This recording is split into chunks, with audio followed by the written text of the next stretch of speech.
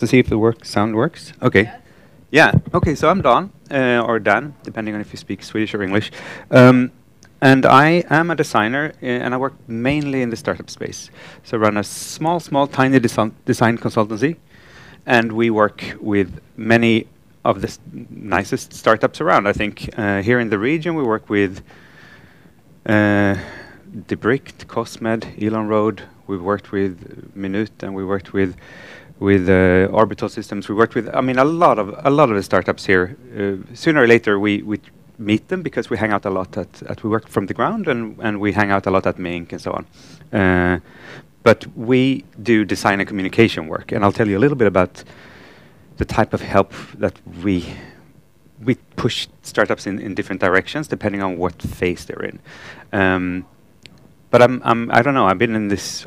I'm born in Malmö, and I've lived and worked in this. I've worked in this region, in this field, for more than 20 years now. So I feel like such a veteran. But there's always like new talents, new startups coming around. It's always fun to see who will be at all these events. And yeah, meeting new people is something I really enjoy. And I mean, I think the startup ecosystem just gets better every year. So thanks to everybody supporting it.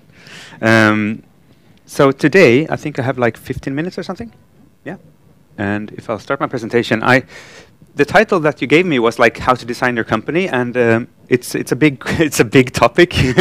so I think maybe I'll just talk a little bit about some techniques that we use when we work with really early stage startups. So these are techniques that anybody can use. You don't have to be a designer. You sort of if you are a founder, or if you are actually starting out anything new in any area, these are techniques that we suggest that you should use. So I'll give some examples really quickly of sort of this extremely early stage design work. So now we're sort of earlier than you getting your company name, creating your web page, doing nice sales pitches and material and all that stuff. Like before you even know exactly what it is that you're offering people, there are some things that we think you should be doing.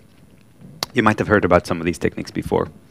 So yeah, this is me and my colleague Christopher and some of the projects we're involved in. You can check out our webpage some other time. But like as designers, we sort of have two challenges, and I think this is any founder realizes this, right? You sort of once you know what you're building, you need to get the design right. You need to do craft the product in the right way. But that's just sort of the visible part of a huge iceberg. How do you know if you're designing the right thing in the first place? Are you addressing a relevant problem? Is there anybody who wants to pay for this, whatever it is that you're doing? That's like the invisible design work. That's not so fancy as sort of pushing pixels and choosing colors and fonts and all that stuff. But this is the responsibility of any founder, of anybody trying to ever do anything new. They need to make sure that we are designing the right thing. We're doing something that people need here. So how do you know if you're doing that?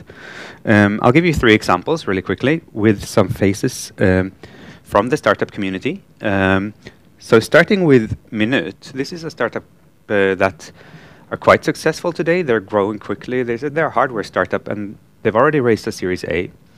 Their founder Nils, we helped them in their Kickstarter campaigns back in the days.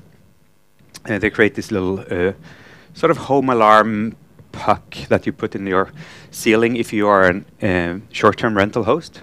For example, if you have an Airbnb, you want to know that your guests are behaving okay, they're not breaking any rules, but at the same time you don't want to put cameras up and have surveillance systems in place. So it's sort of a very, very soft approach to sort of just making sure that people aren't smoking indoors, they're not having really noisy parties, they're not being too many people in the apartment, so they're violating the rules of the Airbnb. So back when Nils got started, like the first thing he did, like he was prototyping and working on like this product idea. But one of the very first things he did was just making a lot of phone calls. So he called like short-term rental hosts all over the place, everybody he could reach, and he just talk to them about these things, like how are you solving this today? What are your worries? And he wasn't specifically talking about his idea or what he was trying to build. He was just really trying to understand how are people solving the problem today. So that is sort of one of the core main responsibilities of startup founders is not to get too hung up on your very idea, but just really getting to know your target customers and how they're currently solving the problems today. And I've met so many startups, and they've been around for 5, 6, 7 years, and they did a bad job doing the basic research, and that means that they have to constantly change and pivot. Like when they are big big team already, maybe 10 plus people, they already have stuff out in the market, but it's not really the right thing. It's because they were doing a sloppy job understanding how are people solving that problem today and where do we fit in. So this sort of technique of interviewing people properly is kind of simple. Like in the beginning, you just learn about how people are solving the problem today. Then once you want to present your idea, you go out and confirm that there might be an interest for what you do. So that's typically the sort of the Kickstarter campaign part of it. You sort of create a prototype, and then you see if people are willing to pay for it. But the learn part, like I know many people pay lip service to this. They say that they do it, but I think many startups are like should be doing a better job here.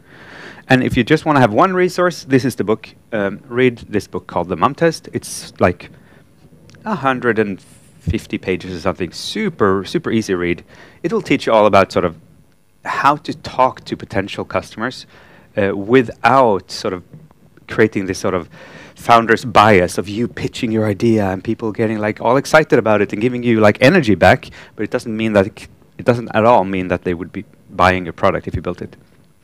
Excellent resource. It's kind of simple technique to understand, but many people are failing at it. So please read it, and read it again if you haven't, if you read it like 10 years ago.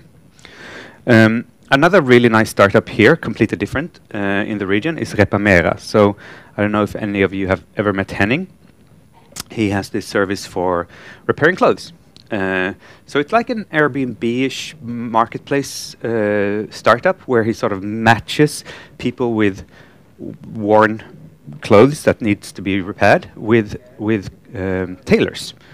So in our region, we have a lot of excellent tailors, but they might not, people might not know that they're around because they speak other languages and they have these little sort of repair shops. And I don't know if I go in there with my jacket, I don't know how, I feel so I'm speaking for the customer now, but I might I've never been to a tailor before. How do I know if I'm going to go get the right thing at the right price and so on? So Henning realized that there might be people out there with a lot of clothes that should be repaired, but they wouldn't take the leap to go out and find themselves a tailor, even though it's not that hard.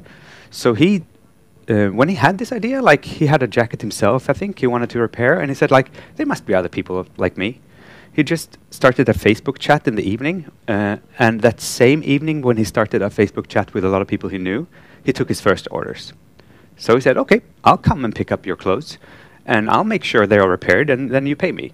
So he started doing, like, providing the service, and he did all the work, like manually. He didn't repair the clothes, but he did all the sort of logistics and matchmaking and finding the right tailor and so on, before he even knew if this was going to be a company at all. Like, he was just trying something out. But he took orders and he did a lot of manual work, and then from there he started building something that scaled, and now he has a really nice web, what do you call it, e-commerce platform with, like, they're expanding to Denmark and so on. So they started out with him biking around Malmö, and he did that manual legwork for a long time. He was biking around Malmö with clothes for a long time before it started to scale, right? So this technique is called the Concierge Technique. So it's French. I think the concierge is somebody who lives in the bottom of the building and makes sure that everybody's happy in the building.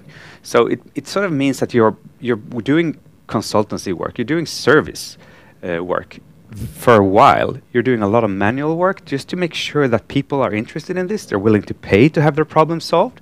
And then over time you can say, okay, now I know that people really have this need, they're willing to pay for it. Then you can start sort of building something that scales better.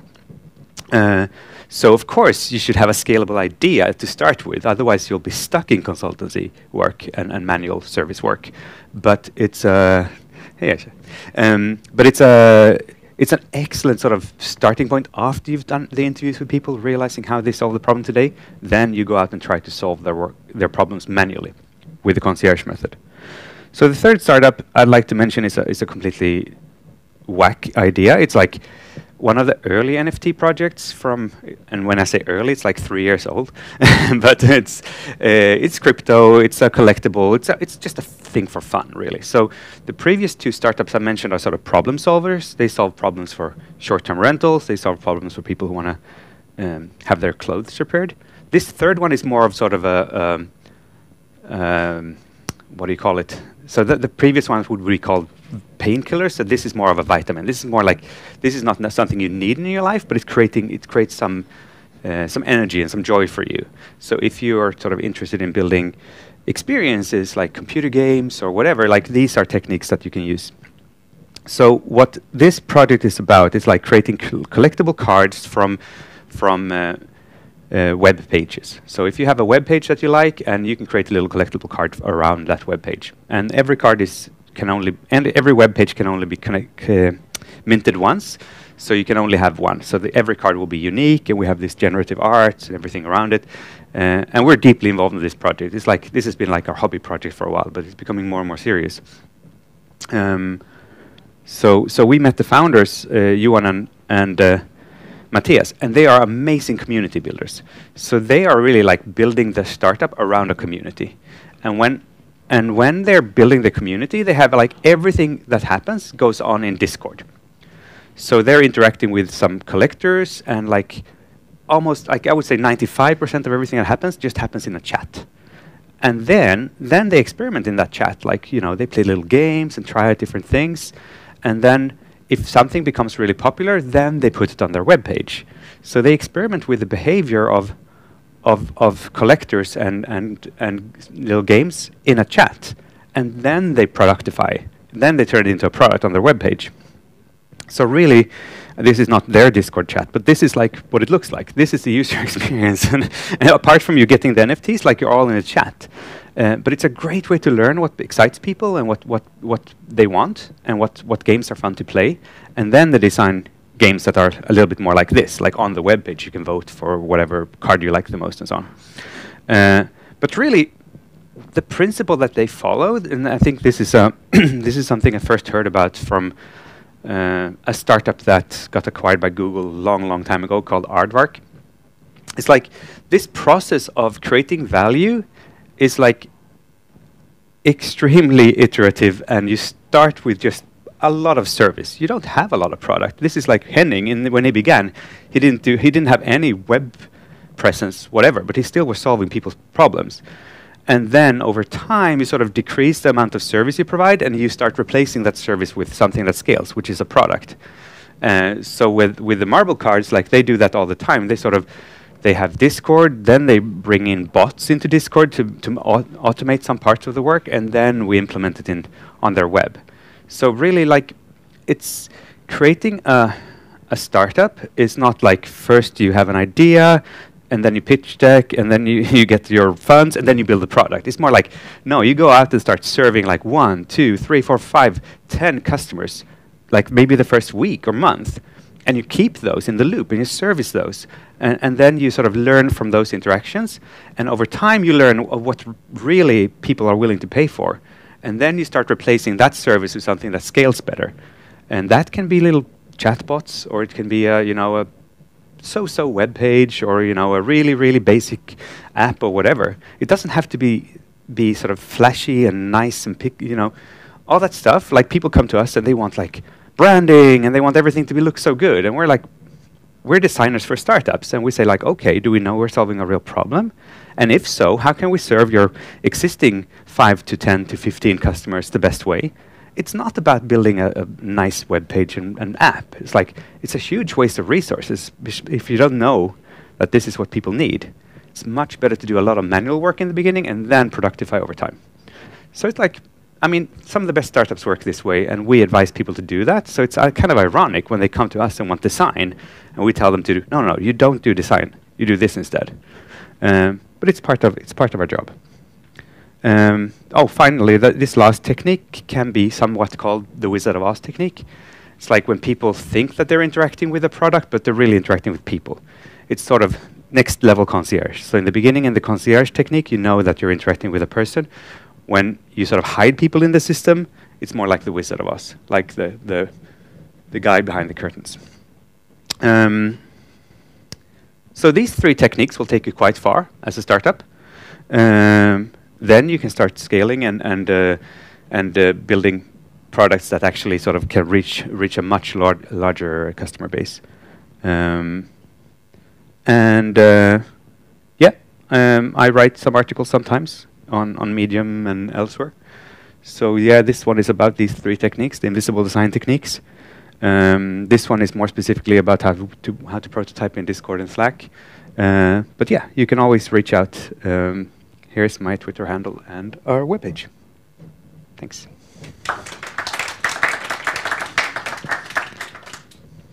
Thank you very much, Dan. So I will open up to the audience in a moment, but I just wanted to start with a few questions for myself. So you talked a lot about the sort of early stages here, and that you're advising the people, maybe not so much on the design, which is the focus of nobiz, but on the innovation process as a whole. And I looked that you have a background in musicology and initially did audio design things, and then you actually had a consultancy for a number of years. Could you tell us a little bit about that consultancy and how that one differs from what nobiz does today, and did you pivot with what nobiz does? Oh, that's a long time ago. Yeah, sure. I mean, that was what I studied, and that was what made me sort of start working in the tech scene at all. And I think you know, you find something that interests you, and you get a sort of a foot in the door, whatever it is, and then from there you learn new things. So the reason I actually started working in tech was because I was really interested in sound design, and I was interested in helping people with visual impairment use the internet and use digital services. And I worked with that for many, many years, but in different formats. I was an employee and I was a consultant, but over time I sort of just started expanding into new areas and getting more interested in other things.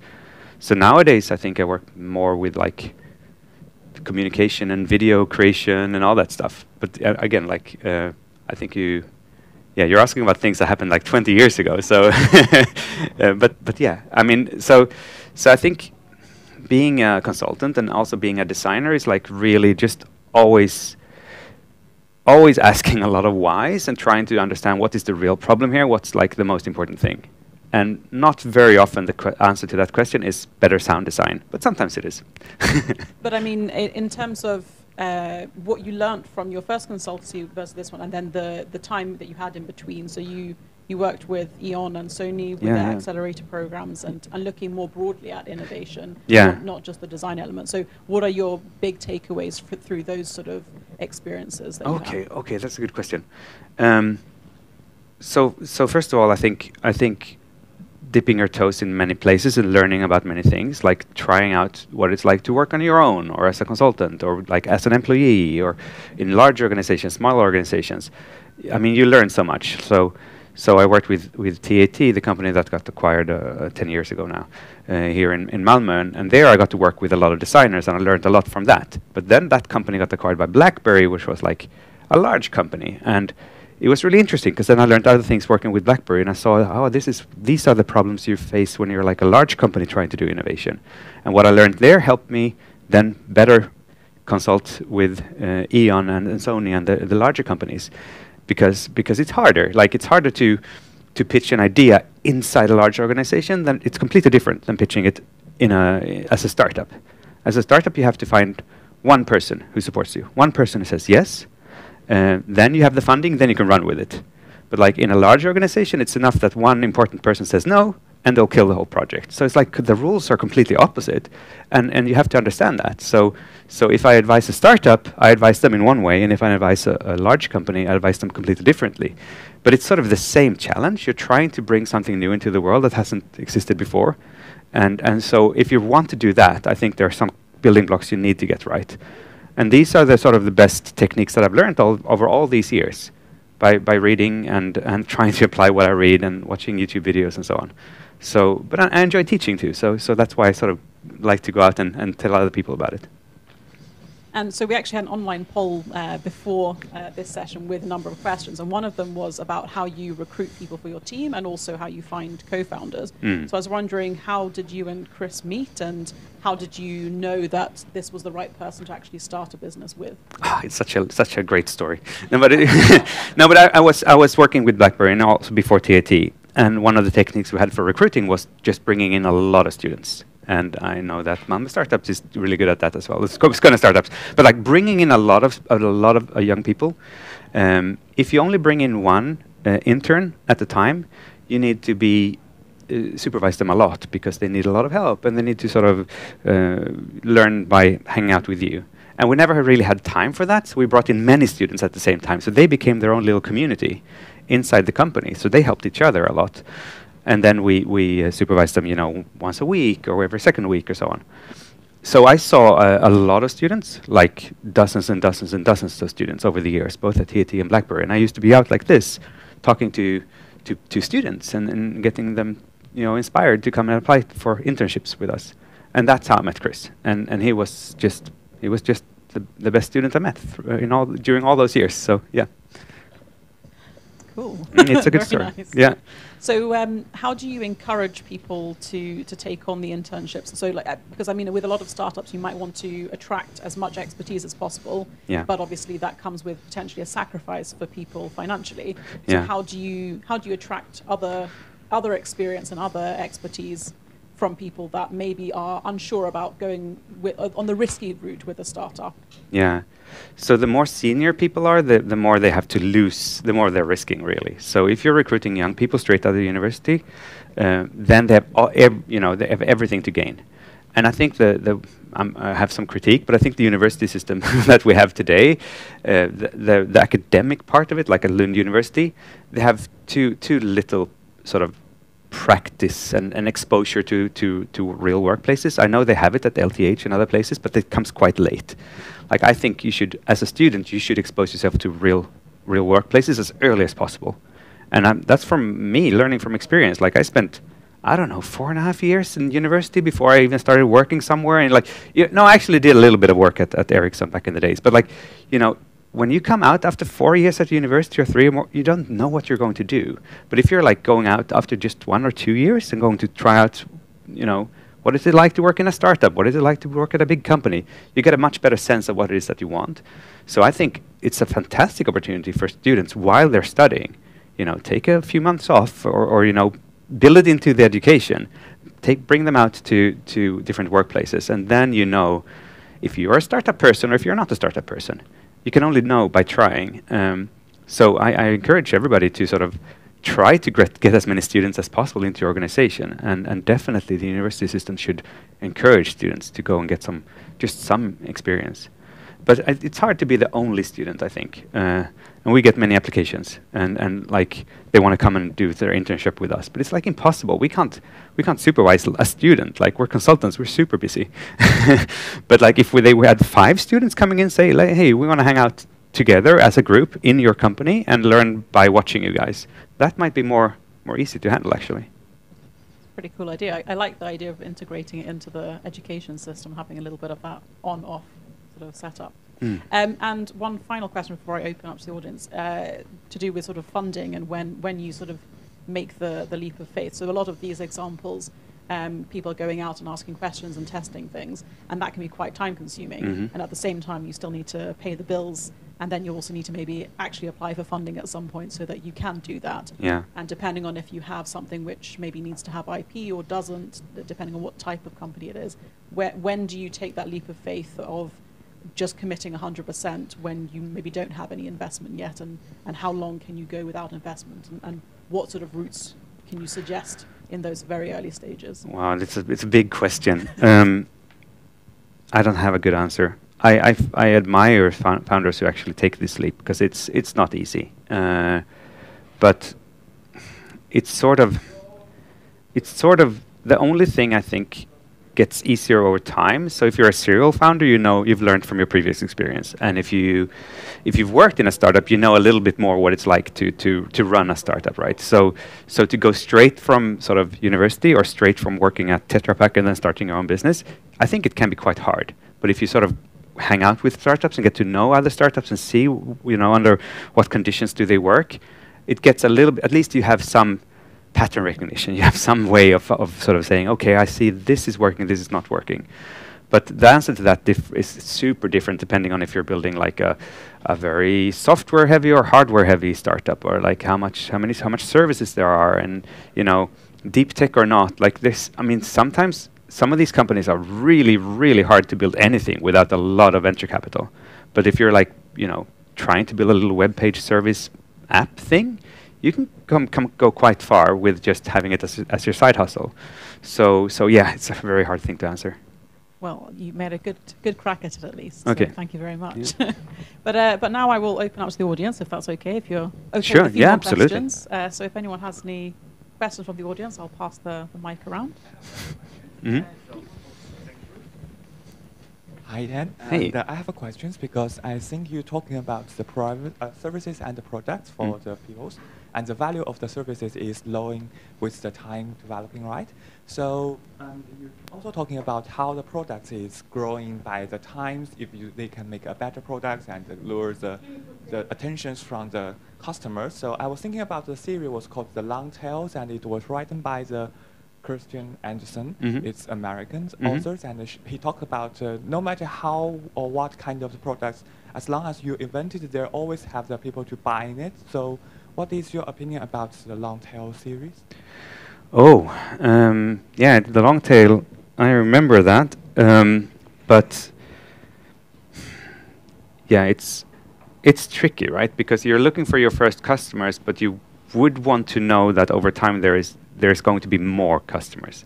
So if you're really unlucky, you'll find some super passionate users that you think represents real traction, but then they are a very, very small niche, and that group of people will never grow. So I think, for example, now looking into all these crypto projects, it's like, there's a few people who are extremely passionate, spending a lot of money and all that stuff, but like, is this really ever going to grow and become mainstream, or is it like a long tail phenomenon? It's impossible to know. And so I think one of the key leaps of faith is like, you want to be early with something and then catch a wave as it grows. But many people were just bad. The timing was just bad. Like, internet companies in the early 90s. The ideas were good, the timing was bad. So I think you really want to find people who are very passionate about what it is that you're building, but then you would like to somehow have some type of feeling that this is going to grow. This is not just a small niche group of people. But how to do that, I don't know. Sorry about that. Well, I have a question. Yeah. So you said you read, watch YouTube videos, etc. Mm-hmm. What would be some top of mind books and YouTube videos for early stage startup founders? Yes. I don't know if you were in the early part of my presentation, but this book is a must read, and I think many people have read it by now. The Mom Test by Rob Fitzpatrick, and he's got he's got other good books, but they're not as startup focused. He's got a good YouTube channel. So there's these sort of the basic building blocks. It's like one of the basic building blocks is like how to get the most learnings out of a customer interaction as possible without you just ruining it by being the enthusiastic entrepreneur who's just going to pitch like crazy. Like, that's not your role when you're meeting real customers. Maybe that's your role when you're meeting investors, but not with customers. So this one teaches you some of the basic techniques. Then I think on the same note, like reading really early Paul Graham stuff when he was like just starting Y Combinator, he wrote an article called "Do Things That Don't Scale," and that article is really what this one is about. It's like, do manual work in the beginning, do manual work for longer than you think before you start building something that scales. Because as you're doing the manual work, you're very close to the customers. You're talking to them every day. You're serving them like as a concierge or as a consultant, but you're not missing anything. As soon as you start building a product and you like start looking at the trends on your Google dashboard, and you're not getting the real raw data anymore. You're getting data points, but you don't know why people are behaving the way they're doing. So if you're like putting out an app and you only have 100 users, like don't study the data points. You know, go out and talk to 10 of those users at least every week, so you're still learning. So really doing things that don't scale is sort of the next. It's related, but it's another really good resource. And they have many more. But just starting to understand those sort of basic behaviors, I think it's, if you get that right, you're in a good place. Thank you. Thanks for a great introduction to design.